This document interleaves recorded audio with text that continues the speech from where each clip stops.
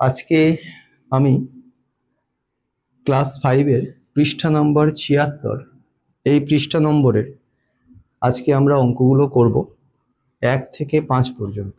ঠিক আছে, তো আমরা চলো অঙ্কগুলো শুরু করি। প্রথমে আমরা একের দাগের অঙ্কটা পড়ব। দেখো একের দাগের অঙ্কটা কি বলছে খুব ভালো করে তোমরা বুঝবে। দুটি সংখ্যার গুণফল ১০৩৫ বলেই দিয়েছে তোমাদের বইয়ে। এই জায়গাটায় তোমরা ৭৬ নম্বর পৃষ্ঠা তোমরা খুলবে, একের দাগের অঙ্কটা তোমরা দেখবে। দুটো সংখ্যার গুণফল ১০৩৫, একটি সংখ্যা ২৩ হলে অন্যটি কত? তো চলো অঙ্কটাকে আমরা একটু বুঝি। এখানে বলে দিচ্ছে দুটো সংখ্যা আছে, হ্যাঁ, আমরা জানি না, ধরো এইখানে একটা সংখ্যা আর এই একটা সংখ্যা, এদের বলছে গুণফল, মানে গুণ করে যে গুণফলটা পাবো সেটা কত বলেছে বইয়ের মধ্যে ১০৩৫, এটা পাবো। তাহলে বলে দিয়েছে দেখো দুটো সংখ্যা তাদের গুণ করে গুণফলটা পাবো কত ১০৩৫। এবারে ভালো করে তোমরা দেখবে অঙ্ক বইয়ে বলেছে একটি সংখ্যা ২৩, মানে দুটো সংখ্যার মধ্যে একটা সংখ্যা বলে দিয়েছে ২৩, মানে ধরো এই সংখ্যাটা বলে দিয়েছে ২৩। ঠিক আছে, এবারে জানতে চাইছে এই সংখ্যাটা কত। ঠিক আছে, এটাই কিন্তু তোমাদের অঙ্ক। আশা করি অঙ্কটা তোমরা বুঝতে পেরেছো। তাহলে দুটো সংখ্যার গুণফল বলেছে ১০৩৫, আমরা দুটো সংখ্যা তার গুণ করলে গুণফল ১০৩৫। এই দুটো সংখ্যার মধ্যে আমাদের একটা সংখ্যা ২৩ বলে দিয়েছে, আমাদের বের করতে হবে এই অপর সংখ্যাটা কত। ঠিক আছে, তাহলে এর একটা নিয়ম আছে। দেখো এখানে এদিকে ২৩টা কিসে আছে দেখতেই পাচ্ছ, ২৩ গুণে আছে। তাহলে যদি আমরা ২৩টাকে সমান চিহ্নের ওদিকে নিয়ে যাই কি হয়, আমি তোমাদের বলেছিলাম যে যখন তোমরা বাঁদিক থেকে কোনো সংখ্যাকে সমান চিহ্নের ওদিকে নিয়ে যাবে, মানে ডান দিকে নিয়ে যাবে, যদি যোগ থাকে তার সঙ্গে সেটা বিয়োগ হয়, বিয়োগ থাকলে যোগ হয়। ঠিক আছে, গুণ থাকলে ভাগ হয়, ভাগ থাকলে গুণ হয়। তাহলে এখানে তোমরা কি দেখতে পাচ্ছ ২৩ গুণে আছে। তাহলে ২৩টাকে যদি ওদিকে নিয়ে যাই কি হয়ে যাবে, ভাগে হয়ে যাবে। তাহলে এদিকে পড়ে থাকবে কি এই বক্সটা, আমরা এটা জানি না, এটা বের করব। আর ওখানে আছে কত ১০৩৫। এবারে কি হবে ২৩টা ওদিকে গেলে ভাগ ২৩ হয়ে গেল। তাহলে আমাদের এবারে কাজ কি আছে, এবারে আমরা ১০৩৫কে ২৩ দিয়ে ভাগ করব, করলে কি বেরোবে আমাদের অপর সংখ্যাটা বেরিয়ে যাবে। বোঝাতে পারলাম? চলো আমরা করি, ভাগটা করি। ১০৩৫ তাকে আমরা ভাগ করব ২৩ দিয়ে। তো দেখো ২৩ কিন্তু এখানে দুটো অঙ্কের সংখ্যা, তাহলে এখানে দু অঙ্কের সংখ্যা ১০, ১০ কিন্তু ২৩-এর থেকে ছোট, তাহলে কিন্তু দুটো অঙ্ক নিলে আমাদের হবে না, নিতে হবে তিনটে অঙ্ক, ১০৩। তো এবার রাফ করব আমরা।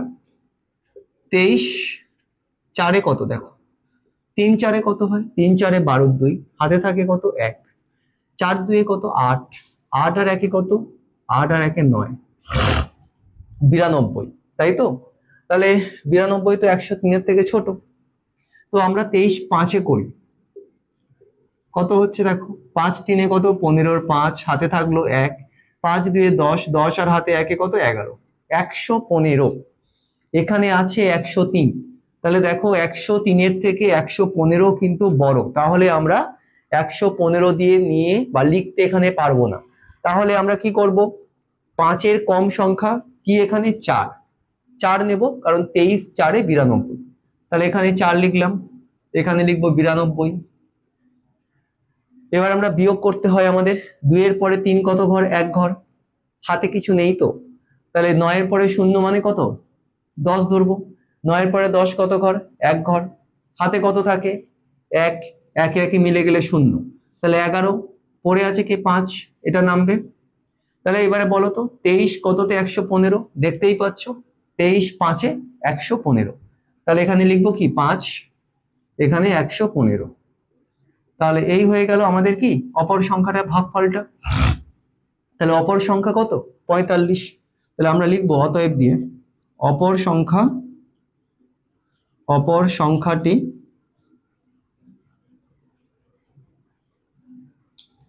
হলো ৪৫। আশা করি এই অঙ্কটা তোমরা বুঝতে পেরেছো। তো এবার আমরা চলে যাব 2 দাগের অঙ্কে।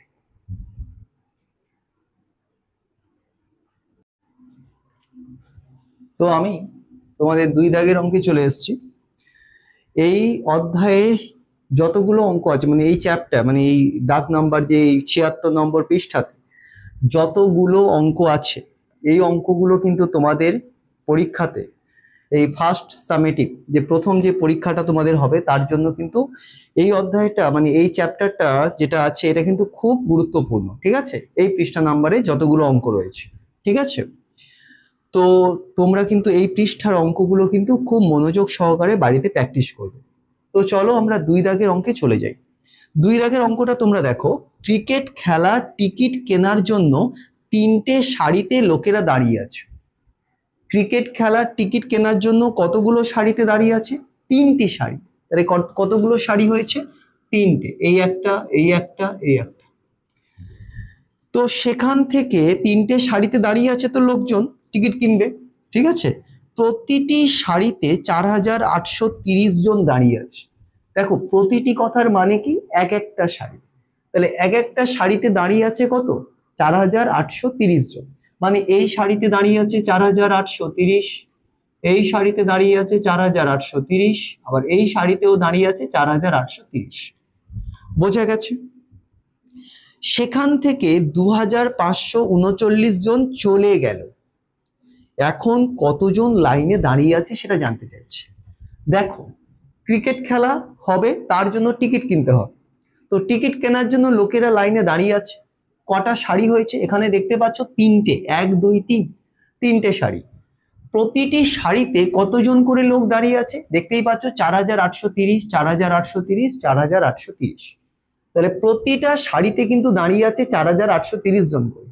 তাহলে যদি একটা সারিতে যদি 4830 জন দাঁড়ায়, তাহলে 3টে সারিতে বেশি জন দাঁড়াবে না কম জন দাঁড়াবে? নিশ্চয়ই বেশি জন দাঁড়াবে। তাহলে বেশি হলে কি করবো? আমরা গুণ করব। তাহলে প্রথমে কি লিখবো? যে 3টি সারিতে মোট লোক দাঁড়িয়ে আছে বলে কি করব? একটা সারিতে যত লোক দাঁড়িয়ে আছে তাকে কি করব? 3 দিয়ে গুণ। যেহেতু 3টে সারিতে সমান সংখ্যায় লোক দাঁড়িয়ে আছে, কি বললাম?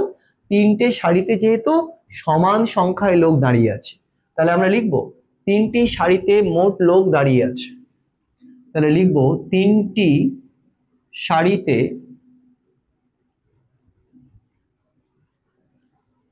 মোট লোক দাঁড়িয়ে আছে। 3টি সারিতে মোট লোক দাঁড়িয়ে আছে সমান। একটা সারিতে কতজন আছে? 4830 জন।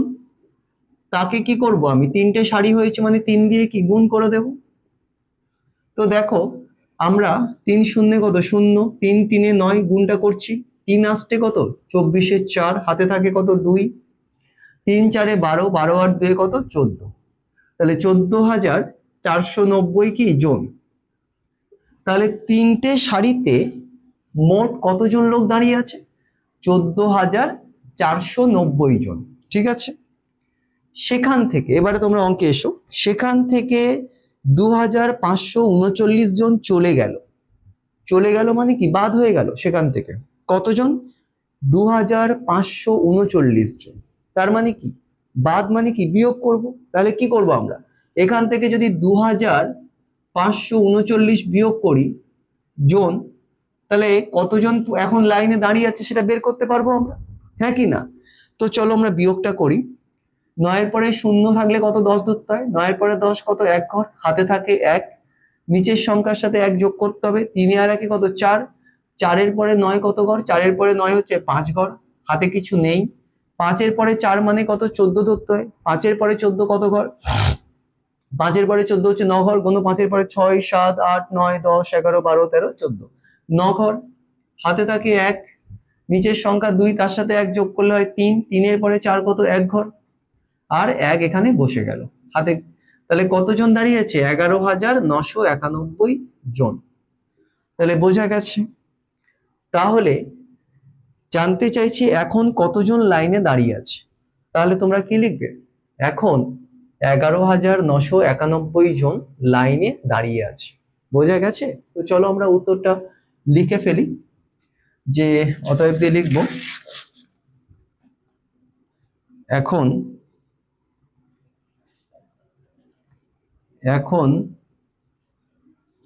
11,951 জন লাইনে দাঁড়িয়ে আছে।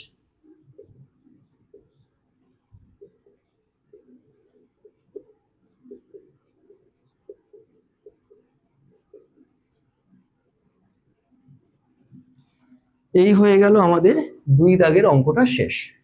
এবার আমরা চলে যাব পরের অঙ্কে।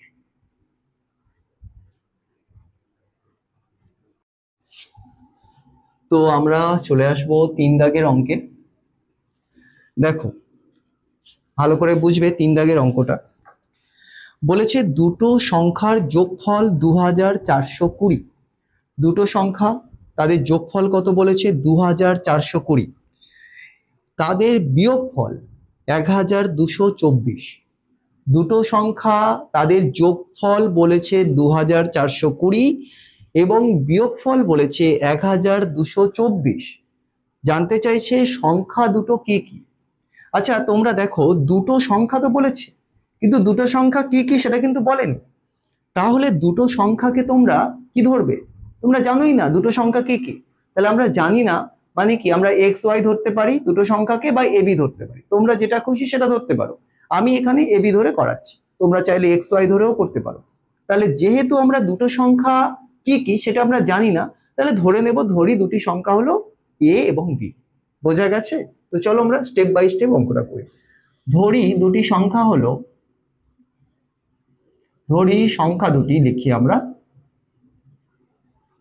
ধরি সংখ্যা দুটি হলো এ এবং বি, ধরে নিলাম। এবারে প্রশ্নের মধ্যে কি বলেছে দেখো, দুটো সংখ্যার যোগফল। তাহলে আমরা বলতে পারি দুটো সংখ্যাকে তো এ আর বি ধরেছি, তাহলে আমরা বলতে পারি এ আর বি এর যোগ মানে এ প্লাস বি, যোগফল কত বলেছে বলতো? 2420। এটাই তো? তাহলে আমরা লিখলাম 2420। আর বলেছে তাদের বিয়োগফল, সংখ্যা দুটো কি কি? এ আর বি, মানে এদের বিয়োগ করলে, এ বিয়োগ বি করলে কত হবে? বিয়োগফল বলেছে 1224। ঠিক আছে? এবারে দেখো, জানতে চাইছে সংখ্যা দুটো কি কি। এবারে তোমরা ভালো করে বুঝবে, এই দুটো সংখ্যাকে, দুটো সংখ্যার যোগফল মানে দুটো সংখ্যাকে আমরা এ আর বি ধরেছি। তাহলে এ আর বি যোগ করলে যোগফল হচ্ছে 2420।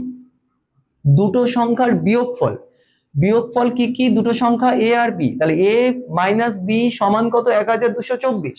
তাহলে এবার আমরা বের করব সংখ্যা দুটো কি কি। দেখো কোনো সংখ্যার আগে যদি কোনো চিহ্ন না থাকে, ধরা হয় কিন্তু যোগ চিহ্ন। তাহলে এখানে দেখো সংখ্যার আগে, এর আগে কোনো চিহ্ন নেই, তার মানে কি ধরবে তোমরা? যোগ চিহ্ন আছে। তাহলে এখানে তাহলে যোগ করবে তোমরা। তাহলে এবারে পুরোটাই যোগ করতে হবে। এবারে দেখো একটা ব্যাপার থাকে, এই জায়গাটা তোমরা বুঝবে, প্লাস প্লাসে মাইনাসে, প্লাসে মাইনাসে হয় মাইনাস।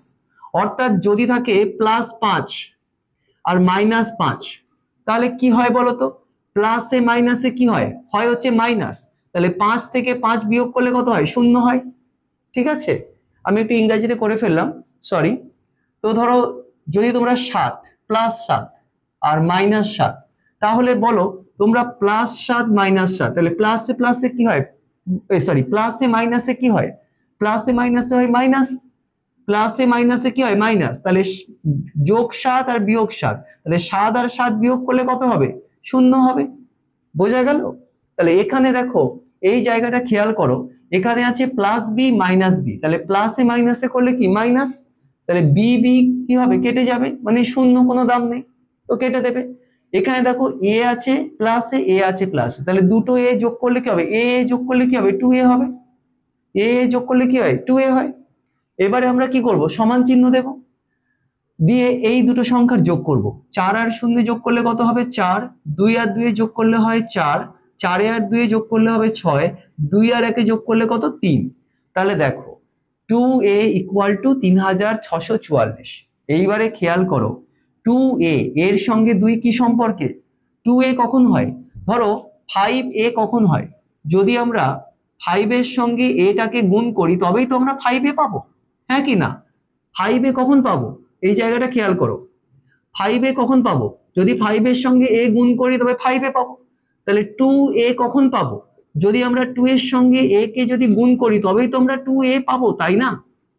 তাহলে এখানে 2 এর সঙ্গে a কি সম্পর্কে আছে? গুণে আছে। তাহলে 2টাকে যদি ওদিকে নিয়ে যাই কি হবে? ভাগে চলে যাবে। তাহলে এখানে পড়ে থাকবে কি a ইকুয়াল টু, এখানে সংখ্যা কি আছে 3644 ভাগ 2টা ওদিকে গেলে কি হবে? গুণ 2 হয়ে গেল ভাগ 2। এবারে কি করব আমরা ভাগটাকে করব। তো আমরা এখানে করছি ভাগটা, একটু মুছে দিচ্ছি আমি। তো 3644 তাকে আমরা ভাগ করব 2 দিয়ে। তাহলে 2 দিয়ে ভাগ করলে 2 এক অঙ্ক, এখানে 3 নেব, 2 একে 2, 2 দুয়ে 4, বেশি হচ্ছে। তাহলে 2 একে 2 নেব, 2 এর পরে 3 কত ঘর? 2 এর পরে 3 হচ্ছে 1 ঘর। এবারে দেখো 1 তো যায় না, তাহলে নামাতে হবে কোনটা? পরের সংখ্যা 6। তাহলে 2 কততে 16 বলো তো? 2 8 হয় কত? 16। বোঝা গেছে? তাহলে মিলে গেল। এবারে কি নামাবো আমরা? পরবর্তী সংখ্যা কি আছে 4, এটা নামাবো। 2 কততে 4 হয়? 2 2 হয় 4, তাহলে এটাও মিলে গেল। পরবর্তী সংখ্যা রয়েছে আবার 4, এটাও নামাবো। 2 2 হয় কত? 4। তাহলে কত হলো ভাগফল? 1822। তাহলে a ইকুয়াল টু কত? 1822।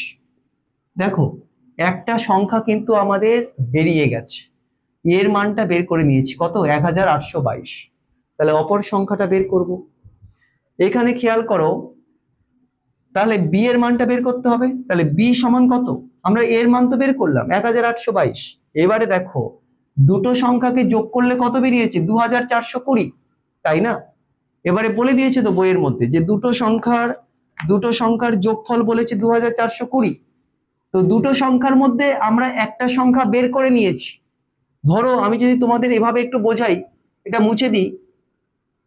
যদি বোঝাই যে ধরো দুটো সংখ্যার যোগফল, ধরো আমি বলছি দুটো সংখ্যাকে যোগ করলে যোগফল হচ্ছে 10, আর একটা সংখ্যা আমি তোমাদের বলে দিচ্ছি 6। তাহলে অপর সংখ্যাটা কি? তোমরা কি করবে? নিশ্চয়ই যোগফল থেকে 10 থেকে 6 বিয়োগ করে দেবে। কত হবে? 4। তাহলে অপর সংখ্যাটা কত? 4। তাহলে এখানেও তাই করব। আমরা দুটো সংখ্যার যোগফল বলে দিয়েছে 2420, সেই দুটো সংখ্যার মধ্যে আমরা একটা সংখ্যা বের করে নিয়েছি। তাহলে অপর সংখ্যাটা বের করব কি করে?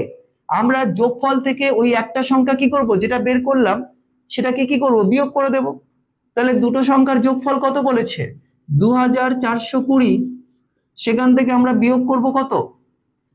একটা সংখ্যা 1822। বোঝা গেল? তাহলে আমরা কার মান বের করব? আরেকটা যে সংখ্যাকে বি ধরেছিলাম তার মান বের করব। কারণ আমরা সংখ্যা দুটোকে এ আর বি ধরেছি। আমরা প্রথমে এর মানটা বের করে নিলাম, এবার আমরা বের করছি কার মান? বি এর মান। কিভাবে বের করলাম? দুটো সংখ্যার যোগফল থেকে একটি সংখ্যা যেটা বেরোলো সেটা বিয়োগ করলাম। বোঝা গেল? তাহলে এবার আমরা বিয়োগ করলে, আমরা যদি এখানে বিয়োগটা করি রাফে 2420 সঙ্গে 2420, তার সাথে বিয়োগ করছি 1822, কত হয়? 2 এর পরে শূন্য মানে কত? 10 ধরতে হয়। 2 এর পরে 10 হচ্ছে কত? 8 ঘর। হাতে থাকে কত? 1। একটা নিচের সংখ্যা 2 এর সঙ্গে যোগ হলে 3, 3 এর পরে 2 মানে 12 ধরতে হয়। 3 এর পরে 12 হচ্ছে কত? 9 ঘর। হাতে থাকে কত? 1। একটা নিচের সংখ্যা 8, তার সঙ্গে যোগ হলে কত? 9 হবে। 9 এর পরে 4 মানে কত? 14। 9 এর পরে 14 কত ঘর? 9 এর পরে কোনো 10 11 12 13 14, 5 ঘর। হাতে থাকে 1, একটা একের সঙ্গে যোগ হলে 2, 2 দিয়ে মিলে গেলে কত? 0। তাহলে কত হচ্ছে? 598। তাহলে বি এর মান কত হলো? 598। তাহলে জানতে চাইছে কি সংখ্যা দুটি কি কি? তাহলে একটা সংখ্যা 1822, আরেকটা সংখ্যা 598। তাহলে আমরা লিখবো সংখ্যা দুটি হলো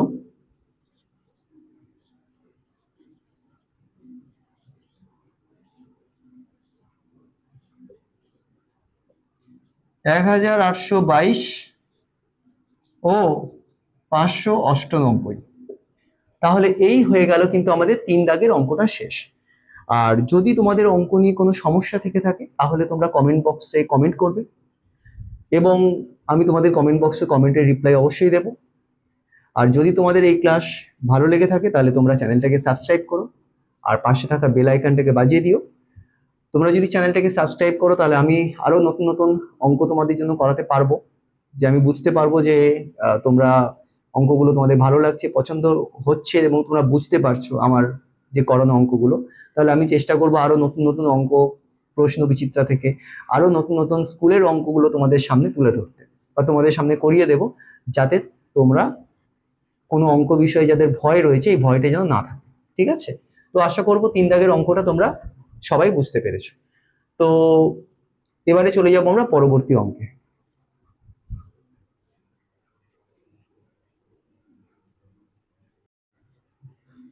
তো আমি চলে এসেছি তোমাদের 4 দাগের অঙ্ক নিয়ে। 4 দাগের অঙ্কে দেখো তোমাদের বলে দিয়েছে একটি চাকরির পরীক্ষার জন্য 50,125 জন প্রার্থী এসেছেন। তো চাকরির পরীক্ষার জন্য কতজন প্রার্থী এসেছে?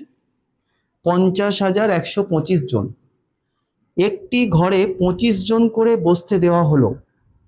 একটা ঘরে কতজন করে বসতে দিয়েছে? 25 জন করে। মোট কতগুলো ঘরে সবাই বসলো? মোট কতগুলো ঘরে সবাই বসলো? দেখো এই অঙ্কটাকে আমরা একটু সহজ নিয়মে শিখি, তারপরে অঙ্ক আমরা যাব।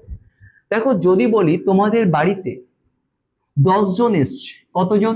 10 জন। এবারে প্রতি ঘরে বসছে কত? 2 জন করে। প্রতি ঘরে বসছে 2 জন, মোট এসছে কতজন? 10 জন। প্রতিটা ঘরে বসছে কতজন? 2 জন করে। তাহলে 10 জনের জন্য কটা ঘর লাগবে? কি করবে বলো তো? দেখো বাড়িতে এসছে তোমাদের 10 জন, এবারে প্রত্যেক ঘরে তোমরা 2 জন করে বসতে দিচ্ছ, তাহলে 10 জনের বসার জন্য কটা ঘর লাগবে? তোমরা সহজেই বলে দেবে যে স্যার এটা 5টা ঘর লাগবে। তো 5 কি করে পেলাম আমরা? 10কে আমরা 2 দিয়ে তো ভাগ করে দিলাম, তাহলে কত হচ্ছে? 2 × 5 = 10, 5টা ঘর। তাহলে এখানেও তো তাই করব আমরা, যে একটা চাকরির পরীক্ষার জন্য 50,125 জন প্রার্থী এসছে আর প্রত্যেক ঘরে বসতে দিয়েছে কতজন করে? 25 জন করে। তাহলে তাদের বসার জন্য কতগুলো ঘর লাগবে? তাহলে নিশ্চয়ই মোট প্রার্থীকে এক একটা ঘরে যতজন করে বসতে দিয়েছে সেটা দিয়ে ভাগ করে দেব। তাহলে এখানে কি করব? 50,125কে 25 দিয়ে ভাগ করে দেব। তো আমরা প্লেন ভাগ করব। 50,125কে ভাগ করব 25 দিয়ে। তো দেখো 25 এখানে কিন্তু 2 অঙ্কের সংখ্যা, এখানে দুটো সংখ্যা নেব 50, তাহলে 25 2 হয় হচ্ছে 50, মিলে যায়, তোমরা গুণ করে দেখে নেবে। 25 2 50 মিলে গেল। এবারে নামবে কোনটা? পরবর্তী সংখ্যা 1, কিন্তু 1 কি 25 দিয়ে যাবে? যাবে না। আর আমরা কি করব? আমরা একটা সংখ্যা নামাতে পারি, পরপর দুটো সংখ্যা নামাতে পারি না। যদি নামাতে হয় কি করতে হয়? শূন্য খাওয়াতে হয়। তাহলে 2 নামাতে গেলে এখানে শূন্য খাইয়ে 2 নামবে। দেখো 2 নামলেও 12, কিন্তু 12 কিন্তু 25 দিয়ে যাবে না, তাহলে আরো একটা সংখ্যা নামাতে হবে। তাহলে নামাতে গেলে কি করতে হবে? আরো একটা শূন্য দিতে হবে, দিয়ে আমরা এই 5টাকে নামাবো। তাহলে এবারে আমরা চলো করি। 25 কততে? 125। তাহলে দেখো যদি 25কে আমরা যদি 5 দিয়ে গুণ করি কত হয় বলো তো? 5 5 এ 25-এর 5, হাতে থাকে 2, 5 2 10 আর 2 কত? 12। তাহলে দেখো 25 5 হচ্ছে 125। তাহলে আশা করি বুঝতে পেরেছো 25 কততে? 25 5 125। তাহলে মোট কতগুলি ঘরে সবাই বসলো? 2005টি। তাহলে এই হলো আমাদের উত্তর। তাহলে আনসারটা লিখে ফেলবো। মোট 2005টি ঘরে সবাই বসলো।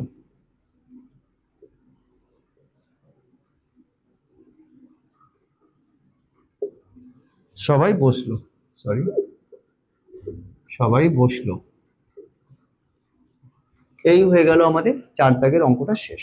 আমরা চলে যাব পরবর্তী অঙ্কে।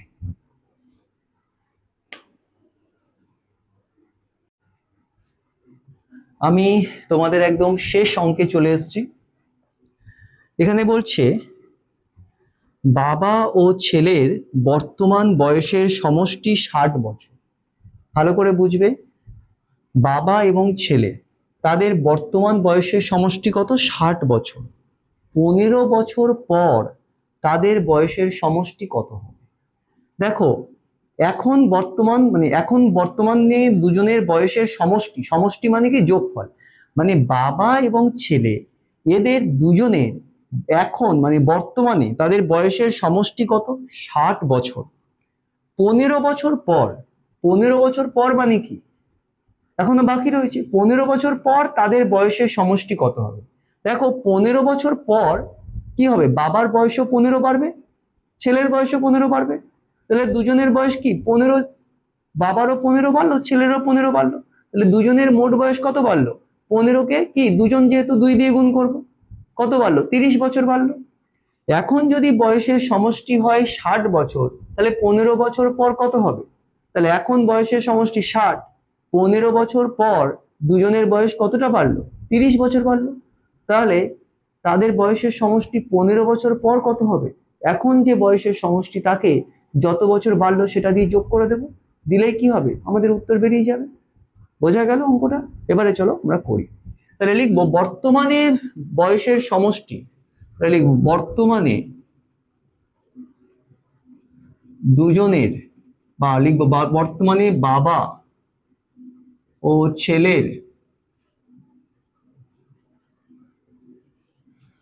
বয়সের সমষ্টি, বয়সের সমষ্টি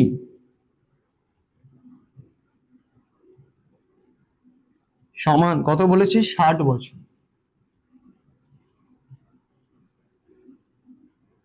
বর্তমানে বাবা ও ছেলের বয়সের সমষ্টি কত? 60 বছর। এবারে 15 বছর পর তাদের দুজনের বয়স কত বাড়বে? বাবারও 15, ছেলেরও 15 বাড়বে। তোমরা কিন্তু 15 যোগ 15 করতে পারো। আমি 15কে, যেহেতু দুজনের বয়স বাড়ছে 15 করে, তাই 15কে 2 দিয়ে আমি গুণ করে দিচ্ছি। তাহলে লিখবো 15 বছর পর দুজনের বয়স বাড়বে। 15 বছর পর দুজনের বয়স বাড়বে, দুজনের বয়স বাড়বে। দেখো, 15 বছর পর বাবার বয়সও 15 বাড়বে, ছেলের বয়সও কিন্তু 15 বাড়বে। তাহলে দুজনের বয়স কতটা বাড়লো? 15 করেই বাড়বে দুজনের বয়স। তাহলে 2 দিয়ে গুণ, তাহলে সমান কত বছর হলো? 15 2 হয় 30, 30 বছর। আশা করি এটুকু তোমরা বুঝতে পেরেছো। এবারে বলছে 15 বছর পর দুজনের বয়স বাড়বে কত? 30 বছর। তাহলে তাদের বয়সের সমষ্টি কত হবে 15 বছর পর? তাহলে এখন বয়সের সমষ্টি কত? 60। তাহলে 15 বছর পর কত হবে? 60-এর সঙ্গে কি করব? 30 যোগ করে দেব। তাহলে লিখবো 15 বছর পর তাদের বয়সের সমষ্টি হবে, 15 বছর পর বাবা ও ছেলের বা তাদের বয়সের সমষ্টি হবে, তাদের বয়সের সমষ্টি